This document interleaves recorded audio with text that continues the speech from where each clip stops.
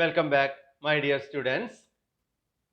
നിങ്ങൾക്ക് അക്കൗണ്ടൻസിയുടെയോ business സ്റ്റഡീസിൻ്റെയോ videos, notes എന്നിവ ആവശ്യമുണ്ടെങ്കിൽ www.manojmelekandi.blogspot.com സന്ദർശിക്കുക. ഈ ക്ലാസ്സിൽ നമ്മൾ പഠിക്കാൻ വേണ്ടി പോകുന്നത് ഓർഗനൈസേഷൻ സ്ട്രക്ചർ, അതിൻ്റെ മീനിങ്, അതുപോലെ ടൈപ്സ് ഓഫ് ഓർഗനൈസേഷൻ സ്ട്രക്ചർ, അതുപോലെ തന്നെ സ്പാൻ ഓഫ് മാനേജ്മെൻറ്റ് എന്താണ് എന്നുള്ളത് കൂടി ഈ ഒരു ക്ലാസ്സിൽ വിശദമാക്കുന്നുണ്ട്. നമുക്ക് നോക്കാം. First, organisation structure. Organisation structure is the outcome of the organising process. Organizational structure is the framework within which managerial and operating tasks are performed. It specifies the relationship between people, work, and resources. A proper organization structure is essential to ensure a smooth flow of communication and better control over the operation of a business enterprise. Organising എന്താണെന്ന് കഴിഞ്ഞ ക്ലാസ്സിൽ പറഞ്ഞു. ആ ഓർഗനൈസിങ്ങിൻ്റെ outcome ആണ് organisation structure എന്ന് പറയുന്നത്. Organisation structure എന്ന് പറയുന്നത് it is the framework within which managerial and operating task are performed. നമ്മൾ ഡിഫറെൻറ്റ് ജോബുകൾ ക്രിയേറ്റ് ചെയ്യുന്നു, ഡിഫറെൻറ്റ് ഡിപ്പാർട്ട്മെൻറ്റുകൾ, ഡിഫറെൻറ്റ് സെക്ഷൻസ് ക്രിയേറ്റ് ചെയ്യുന്നു. ഓരോ ജോബിൻ്റെയും duties, authority, responsibility, superior subordinate relationship, ഇതൊക്കെ നമ്മൾ സെറ്റ് ചെയ്യുന്നു. അങ്ങനെ സെറ്റ് ചെയ്ത ഒരു ഫ്രെയിം വർക്ക്, അതിനെയാണ് നമ്മൾ പറയുന്നത് ഓർഗനൈസേഷണൽ സ്ട്രക്ചർ എന്ന് പറയുന്നത്. ആ ഓർഗനൈസേഷൻ സ്ട്രക്ചർ നോക്കിക്കഴിഞ്ഞാൽ നമ്മുടെ ഡിഫറെൻറ്റ് ജോബുകളും ഡിഫറെൻറ്റ് ഡിപ്പാർട്ട്മെൻറ്റുകളും ഡിഫറെൻറ്റ് സെക്ഷൻസ് ഒക്കെ ഏത് രീതിയിലാണ് അറേഞ്ച് ചെയ്തിരിക്കുന്നത്, സുപ്പീരിയർ സബോർഡിനേറ്റ് റിലേഷൻഷിപ്പ് എങ്ങനെയാണ്, ഇത്തരം കാര്യങ്ങളൊക്കെ വളരെ വ്യക്തമായിട്ട് കാണാൻ വേണ്ടി സാധിക്കും. നെക്സ്റ്റ് വരുന്ന പ്രധാനപ്പെട്ട ഒരു കൺസെപ്റ്റാണ് സ്പാൻ ഓഫ് മാനേജ്മെൻറ്റ്. മാനേജ്മെൻറ്റിൻ്റെ വ്യാപ്തി. Span of management refers to the number of subordinates that can be effectively managed by a superior. This determines the level of management in the structure. It is also known as span of control. Span of management എന്ന് പറയുമ്പോൾ ഒരു superior ഓഫീസർക്ക് എത്ര എണ്ണം സബോർഡിനേറ്റ്സിനെ ഇഫക്റ്റീവായിട്ട് manage ചെയ്യാൻ വേണ്ടി പറ്റും, ആ എണ്ണത്തെ സൂചിപ്പിക്കുന്നതാണ് സ്പാൻ ഓഫ് മാനേജ്മെന്റ് അല്ലെങ്കിൽ സ്പാൻ ഓഫ് കൺട്രോൾ. ഇപ്പോൾ താഴത്തെ ലെവലിലാകുമ്പോൾ കുറേ ഏറെ എംപ്ലോയീസിനെ നമുക്ക് ഒരു സുപ്പീരിയർ ഓഫീസർക്ക് മാനേജ് ചെയ്യാൻ വേണ്ടി പറ്റും. ഹയർ പൊസിഷനിൽ എത്തുന്നതിനനുസരിച്ച് സ്പാൻ ഓഫ് മാനേജ്മെന്റ് ഓട്ടോമാറ്റിക്കായിട്ട് കുറഞ്ഞു വരും. ഒരു സുപ്പീരിയർ ഓഫീസർക്ക് എത്രമാത്രം എണ്ണം സബോർഡിനേറ്റ്സിനെ ഇഫക്റ്റീവായിട്ട് മാനേജ് ചെയ്യാൻ വേണ്ടി പറ്റും എന്നുള്ളത് ആ ഒരു സ്ഥാപനത്തെ ആശ്രയിച്ചിരിക്കുന്നു, ആ ഒരു സ്ഥാപനത്തിന്റെ പരിതസ്ഥിതിയെ ആശ്രയിച്ചിരിക്കുന്നു. അത് ശാസ്ത്രീയമായി നമ്മൾ കണ്ടെത്തേണ്ടിയിരിക്കുന്നു. കൃത്യമായ ഒരു കണക്ക് നമുക്ക് കൃത്യമായിട്ട് പറയാൻ വേണ്ടി സാധിക്കുകയില്ല. ഈ സ്പാൻ ഓഫ് മാനേജ്മെന്റ് ആണ് മാനേജ്മെന്റ് ലെവൽസ് നമ്മൾ തീരുമാനിക്കുന്നത്. എത്ര ലെവൽ ഓഫ് മാനേജ്മെന്റ് ആണ് നമ്മുടെ ഓർഗനൈസേഷനിൽ ഉണ്ടാകുന്നത് എന്ന് തീരുമാനിക്കപ്പെടുന്നത് സ്പാൻ ഓഫ് മാനേജ്മെന്റ് ആണ്.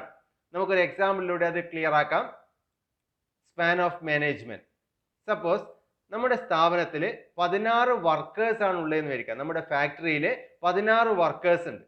അപ്പം നമ്മളിവിടെ തീരുമാനിക്കേണ്ടത് എത്ര വർക്കേഴ്സിനെ മാനേജ് ചെയ്യാൻ വേണ്ടി ഒരു സൂപ്പർവൈസർ ആവശ്യമാണ്, അല്ലെങ്കിൽ നമ്മുടെ സ്ഥാപനത്തിൽ ഒരു സൂപ്പർവൈസർക്ക് എത്ര എണ്ണം വർക്കേഴ്സിനെ ഇഫക്റ്റീവായിട്ട് മാനേജ് ചെയ്യാൻ വേണ്ടി പറ്റും. അതാണ് സ്പാൻ ഓഫ് മാനേജ്മെന്റ് എന്ന് പറയുന്നത്. അത് നമ്മൾ തീരുമാനിക്കണം. സപ്പോസ് നമ്മളിവിടെ തീരുമാനിക്കുന്നത് 4 വർക്കർക്ക് ഒരു സൂപ്പർവൈസർ വേണം, അല്ലെങ്കിൽ ഒരു സൂപ്പർവൈസർക്ക് 4 വർക്കേഴ്സിനെയാണ് ഇഫക്റ്റീവായിട്ട് മാനേജ് ചെയ്യാൻ വേണ്ടി പറ്റുക എന്നാണ് നമ്മൾ തീരുമാനിക്കുന്നതെങ്കിൽ ടോട്ടൽ 16 വർക്കേഴ്സ് ഉണ്ടെങ്കിൽ എത്ര സൂപ്പർവൈസേഴ്സ് വേണ്ടി വരും? യെസ്, ആദ്യത്തെ 4 പേർക്ക് ഒരു സൂപ്പർവൈസർ വേണം അല്ലേ? അതുപോലെ രണ്ടാമത്തെ 4 വർക്കേഴ്സിന് അടുത്ത സൂപ്പർവൈസർ, മൂന്നാമത്തെ 4 വർക്കേഴ്സിന് അടുത്ത സൂപ്പർവൈസർ, നാലാമത്തെ 4 വർക്കേഴ്സിന് അടുത്ത സൂപ്പർവൈസർ, അങ്ങനെ 4 സൂപ്പർവൈസേഴ്സ് വേണം. ഇനി നമുക്ക് തീരുമാനിക്കേണ്ടത് ഒരു മാനേജർക്ക് എത്ര എണ്ണം സൂപ്പർവൈസേഴ്സിനെ മാനേജ് ചെയ്യാൻ വേണ്ടി പറ്റും. അതാണ് സ്പാൻ ഓഫ് മാനേജ്മെന്റ്. ഇപ്പൊ സ്പാൻ ഓഫ് മാനേജ്മെന്റ് പ്രകാരം നമ്മൾ ഇവിടെ തീരുമാനിക്കുന്നത് സപ്പോസ് 2 സൂപ്പർവൈസർക്ക് ഒരു സുപ്പീരിയർ ആയിട്ടുള്ള ഒരു മാനേജർ വേണം എന്നാണ് തീരുമാനിക്കുന്നത്. അങ്ങനെയാണെങ്കിൽ ആദ്യത്തെ 2 സൂപ്പർവൈസേഴ്സിനെ മാനേജ് ചെയ്യാൻ വേണ്ടി നമ്മളൊരു മാനേജർ അപ്പോയിന്റ് ചെയ്യുന്നു, അസിസ്റ്റന്റ് പ്രൊഡക്ഷൻ മാനേജർ. അതുപോലെ മൂന്നാമത്തെയും നാലാമത്തെയും സൂപ്പർവൈസേഴ്സിനെ മാനേജ് ചെയ്യാൻ വേണ്ടി മറ്റൊരു മാനേജർ അപ്പോയിന്റ് ചെയ്യുന്നു, അസിസ്റ്റന്റ് പ്രൊഡക്ഷൻ മാനേജർ 2. ഇനി അസിസ്റ്റന്റ് പ്രൊഡക്ഷൻ മാനേജറെ മാനേജ് ചെയ്യാൻ വേണ്ടിയിട്ട് അവരുടെ ടോപ്പിൽ മറ്റൊരു മാനേജർ കൂടി ആവശ്യമാണ്, പ്രൊഡക്ഷൻ മാനേജർ. അപ്പോൾ ഇവിടെ നോക്കിക്കഴിഞ്ഞാൽ ലെവൽസ് നോക്കിക്കഴിഞ്ഞാൽ first production manager, next level assistant production manager, next ലെവലിൽ സൂപ്പർവൈസേഴ്സ്, നെക്സ്റ്റ് താഴെ വർക്കേഴ്സ്. അപ്പോൾ ഇവിടെ നോക്കിക്കഴിഞ്ഞാൽ 4 ലെവൽസ് ഉണ്ട്. മാനേജ്മെന്റ് കാറ്റഗറിയിൽ 3 ലെവൽസ് ഉണ്ട്. ടോട്ടൽ നോക്കിക്കഴിഞ്ഞാൽ 4 ലെവൽസ് നമുക്ക് കാണാൻ വേണ്ടി പറ്റും. ഇനി ഇതേ എക്സാമ്പിൾ തന്നെ നമുക്ക് സ്പാൻ ഓഫ് മാനേജ്മെന്റ് മാറി കഴിഞ്ഞാൽ എങ്ങനെയാണ് ലെവൽ ചേഞ്ച് ചെയ്യുന്നതെന്ന് നമുക്ക് നോക്കാം. ഇവിടെ നമ്മൾ എടുത്തിരിക്കുന്ന എക്സാമ്പിളിൽ 4 വർക്കേഴ്സിനെ സൂപ്പർവൈസ് ചെയ്യാൻ വേണ്ടി ഒരു സൂപ്പർവൈസർ വേണമെന്നാണ്. സപ്പോസ് നമ്മൾ ഇനി എടുക്കാൻ വേണ്ടി പോകുന്നത് 8 വർക്കേഴ്സിനെ സൂപ്പർവൈസ് ചെയ്യാൻ വേണ്ടി ഒരു സൂപ്പർവൈസർ മതി എന്നാണ് നമ്മൾ തീരുമാനിക്കുന്നത്. അങ്ങനെയാണെങ്കിൽ എത്ര സൂപ്പർവൈസേഴ്സ് വേണ്ടി വരും? ആദ്യത്തെ 8 വർക്കേഴ്സിനെ മാനേജ് ചെയ്യാൻ വേണ്ടിയിട്ട് ഒരു സൂപ്പർവൈസർ, നെക്സ്റ്റ് 8 വർക്കേഴ്സിനെ സൂപ്പർവൈസ് ചെയ്യാൻ വേണ്ടി അടുത്ത സൂപ്പർവൈസർ, അങ്ങനെ 2 സൂപ്പർവൈസറെയാണ് നമുക്ക് ആവശ്യമുള്ളത്. ഈ 2 സൂപ്പർവൈസറെ മാനേജ് ചെയ്യാൻ വേണ്ടി അവരുടെ ടോപ്പിൽ മറ്റൊരു സുപ്പീരിയർ ഓഫീസർ ആവശ്യമാണ്, അതാണ് പ്രൊഡക്ഷൻ മാനേജർ. അപ്പോൾ സ്പാൻ ഓഫ് മാനേജ്മെന്റ് നമ്മൾ 8 വർക്കറെയായി എടുക്കുമ്പോൾ ഇവിടെ ലെവൽസ് 3 ചുരുങ്ങി, അല്ലെ മാനേജ്മെന്റ് ലെവൽസ് 2 ചുരുങ്ങി. നേരത്തെ ടോട്ടൽ 4 ലെവൽസ് ഉണ്ടായിരുന്നു, ഇവിടെ ടോട്ടൽ 3 ലെവൽസ് മാത്രമേ ഉള്ളൂ. ആ ലെവൽ തീരുമാനിക്കുന്നത് സ്പാൻ ഓഫ് മാനേജ്മെന്റ് ആണ് എന്ന് നമുക്ക് പറയാം. ഇനി നെക്സ്റ്റ് നമുക്ക് നോക്കാം types of organisation structure. Organisation സ്ട്രക്ചറിനെ നമുക്ക് 2 നമുക്ക് ക്ലാസിഫൈ ചെയ്യാം. ഫങ്ഷണൽ സ്ട്രക്ചർ അല്ലെങ്കിൽ ധർമ്മങ്ങൾ അടിസ്ഥാനമാക്കിയുള്ള ഘടന, അതുപോലെ തന്നെ ഡിവിഷണൽ സ്ട്രക്ചർ വിഭാഗങ്ങൾ അടിസ്ഥാനമാക്കിയുള്ള ഘടന. രണ്ടും എന്തൊക്കെയാണെന്ന് നമുക്ക് ഡീറ്റെയിൽഡ് ആയിട്ട് നോക്കാം. ഫസ്റ്റ് വരുന്നതാണ് ഫങ്ഷണൽ സ്ട്രക്ചർ, ധർമ്മങ്ങൾ അടിസ്ഥാനമാക്കിയുള്ള ഘടന. Grouping of jobs of similar nature under functional and organising these major functions as separate departments creates a functional structure. നമ്മുടെ സ്ഥാപനത്തിൽ നമ്മൾ ഐഡന്റിഫൈ ചെയ്ത ഡിഫറെന്റ് ജോബ്സ്, ആ ജോബുകളെ ക്ലബ് ചെയ്യുന്നത്, ഗ്രൂപ്പ് ചെയ്യുന്നത് ഫങ്ഷൻസിന്റെ ബേസിലാണെങ്കിൽ അതിനെയാണ് പറയുന്നത് ഫങ്ഷണൽ സ്ട്രക്ചർ എന്ന് പറയുന്നത്. നമ്മൾ ഡിഫറെന്റ് ഡിപ്പാർട്ട്മെന്റ്സ് അല്ലെ ഡിവിഷൻസ് ക്രിയേറ്റ് ചെയ്യുന്നത് it is on the base of functions, അതിനെയാണ് പറയുന്നത് ഫങ്ഷണൽ സ്ട്രക്ചർ. എക്സാമ്പിൾ, പ്രൊഡക്ഷനുമായിട്ട് ബന്ധപ്പെട്ട ജോബുകൾ കംപ്ലീറ്റ് നമ്മൾ പ്രൊഡക്ഷൻ ഡിപ്പാർട്ട്മെന്റ് എന്ന് പറയുന്ന ഒരു പർട്ടിക്കുലർ ഡിപ്പാർട്ട്മെന്റിൽ നമ്മൾ ക്രിയേറ്റ് ചെയ്യുന്നു. പർച്ചേസിംഗുമായിട്ട് ബന്ധപ്പെട്ട ജോബുകൾ കംപ്ലീറ്റ് പർച്ചേസ് ഡിപ്പാർട്ട്മെന്റ് ആയിട്ട് ക്രിയേറ്റ് ചെയ്യുന്നു. പണവുമായിട്ട് ബന്ധപ്പെട്ട ജോബുകൾ കംപ്ലീറ്റ് നമ്മൾ ഫിനാൻസ് ഡിപ്പാർട്ട്മെന്റ് എന്ന് പറയുന്ന മറ്റൊരു ഡിപ്പാർട്ട്മെന്റിലേക്ക് നമ്മൾ ക്രിയേറ്റ് ചെയ്യുന്നു. അങ്ങനെ ഡിഫറെന്റ് ഡിപ്പാർട്ട്മെന്റുകൾ ക്രിയേറ്റ് ചെയ്യുന്നതും ആ സ്ട്രക്ചർ അറേഞ്ച് ചെയ്യുന്നതും on the base of functions ആണെങ്കിൽ, on the base of similarity of jobs, അതിന്റെ ബേസിലാണെങ്കിൽ അതിനെ നമുക്ക് ഫങ്ഷണൽ സ്ട്രക്ചർ എന്ന് നമുക്ക് പറയാം. അതിന് ഒരു എക്സാമ്പിൾ നോക്കാം. മാനേജിംഗ് ഡയറക്ടറുടെ കീഴിൽ വരുന്ന ഡിഫറെന്റ് ഡിപ്പാർട്ട്മെന്റൽ മാനേജേഴ്സ് എന്ന് പറയുന്നത് production manager, marketing manager, research and development manager, purchasing manager. ഇതൊക്കെ ഫങ്ഷൻസിന്റെ ബേസിലാണ് അറേഞ്ച് ചെയ്തിരിക്കുന്നത്.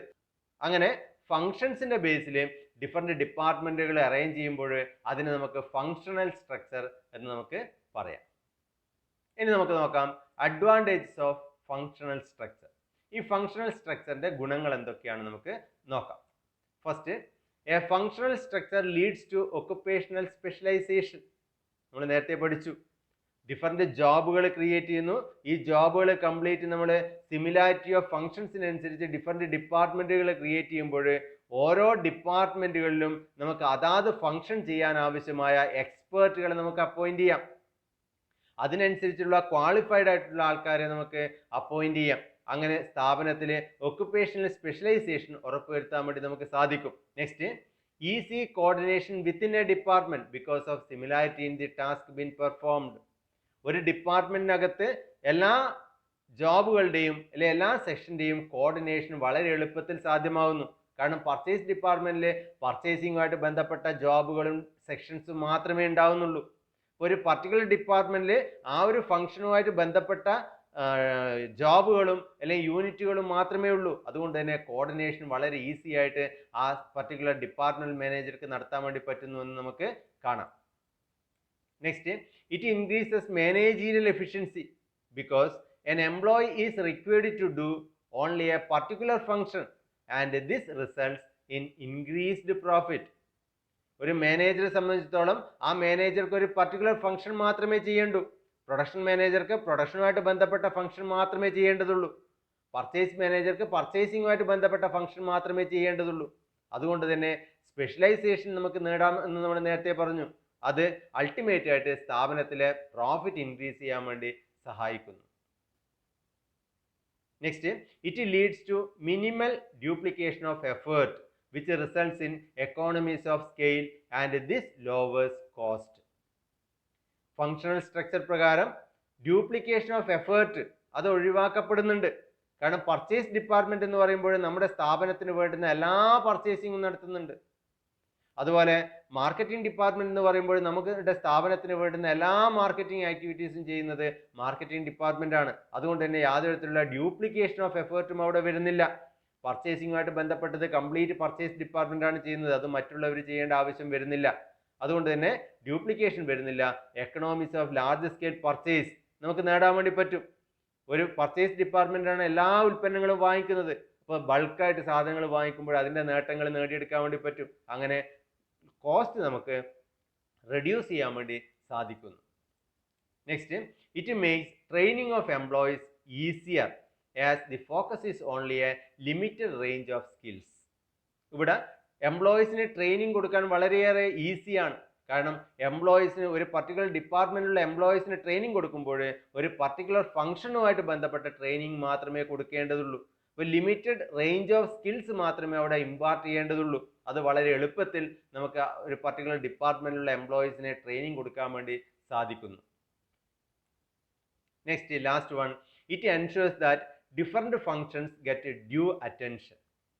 ഓരോ ഫംഗ്ഷനും അതിൻ്റെതായ പ്രാധാന്യം കിട്ടുന്നുണ്ട് എന്ന് ഉറപ്പുവരുത്താം.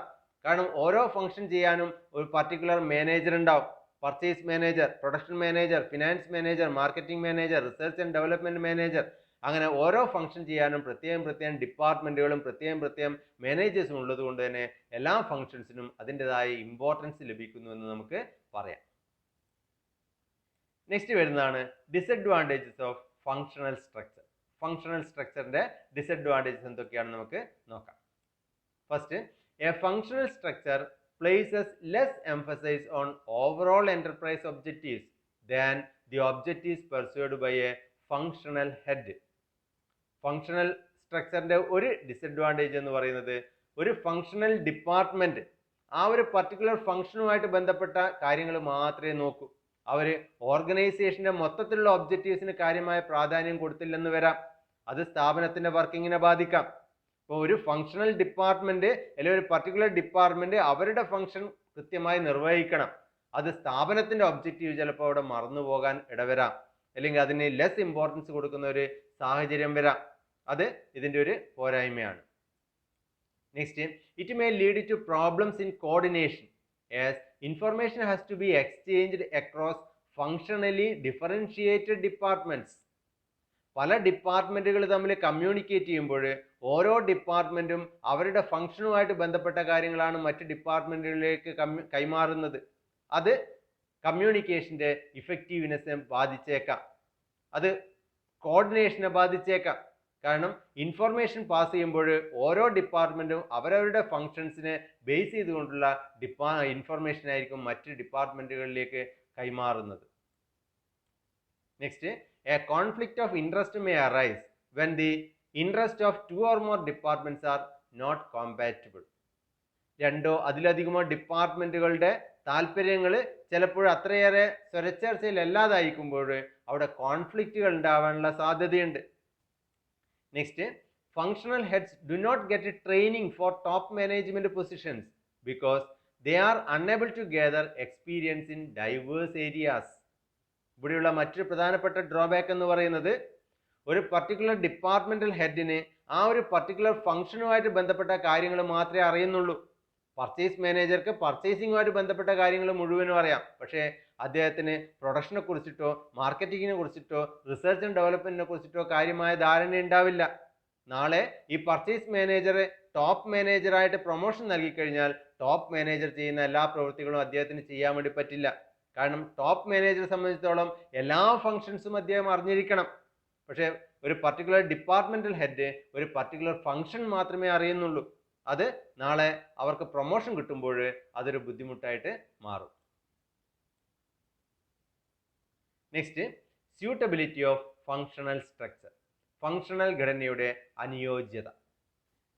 വളരെയേറെ സ്പെഷ്യലൈസേഷൻ ആവശ്യമുള്ള, ഫങ്ഷൻസിന് കൂടുതൽ പ്രാധാന്യം കൊടുക്കേണ്ടതായിട്ടുള്ള സ്ഥാപനങ്ങളെ സംബന്ധിച്ചിടത്തോളം ഇത്തരം ഫങ്ഷണൽ സ്ട്രക്ചർ ആയിരിക്കും കൂടുതൽ അനുയോജ്യം. ഇതോടുകൂടി ഇന്നത്തെ ക്ലാസ് ഇവിടെ അവസാനിക്കുകയാണ്. ഈ ക്ലാസ് ഇഷ്ടപ്പെട്ടെങ്കിൽ ക്ലാസ് മറ്റുള്ളവർക്കായി ഷെയർ ചെയ്യുക. നെക്സ്റ്റ് ക്ലാസ്സിൽ കാണുന്നതുവരെ എല്ലാവർക്കും നന്ദി, നമസ്കാരം.